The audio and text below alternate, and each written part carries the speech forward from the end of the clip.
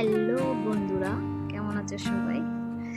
আজ শনিবার, আমি আর দিদি মামার উদ্দেশ্যে মায়ের পুজো দিবে বলে বের হলাম। দিদি দিয়ে বের হলো, আমি তো মঙ্গল দিতে পারি না, তাই একটু ট্রাই করলাম।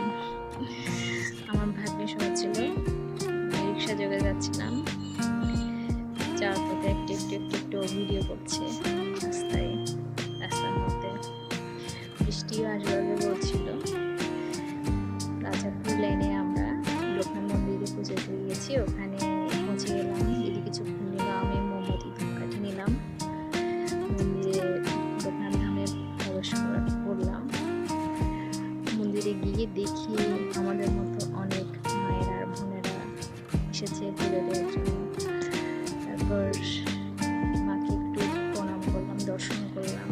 যে অনেক পূজা করেছে, ওখানে অনেক পূজা এসেছে, মাকে অনেকেই পুজো দিয়েছে। আমরা যেতে যেতে দিদি পূজা রেডি করতে আমি লোকনাথ বাবার পূজাটা দিয়ে দিলাম। ঠাকুর মশাই যিনি হেল্প করেন, উনি এসে আমার কাছ থেকে পুজোটা নিয়ে নিল। তারপর আমি গিয়ে বাবার কাছ থেকে একটু আশীর্বাদ নিলাম। ঠাকুর মশাই আমাকে একটু আশীর্বাদ করে দিলেন। দেখলাম এখানে নারায়ণ শিলা আছে, এখানে গুরু দেখাচ্ছেন। তারপর প্রণাম করে বেরিয়ে এসে দেখি দিদি পূজা রেডি করে বেরোচ্ছে, মায়ের পূজাটা।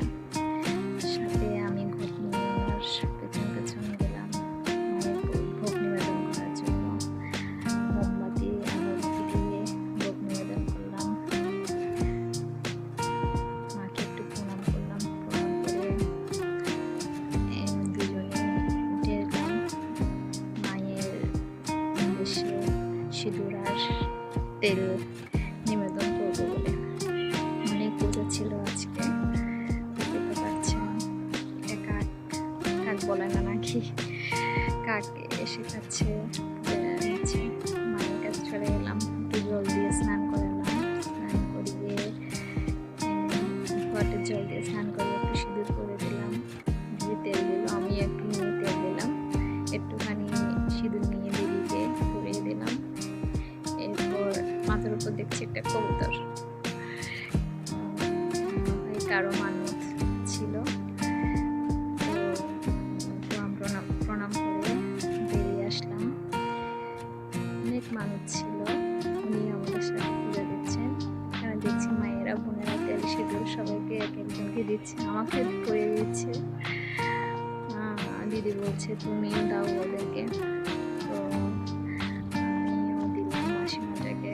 একদম ওনার সিঁড়িতে আর কপালে টিপ দিতে একদম লাইন ধরে গেছে, সবাই দিচ্ছে, আমিও দিলাম ওনাকে। বিষ্ণু হাসতো ওনার কপাল টিপ দেখে, সিঁদুর ফোঁটা দেখে। এই যে সবাই, তারপর চলে আসলাম বাসায়।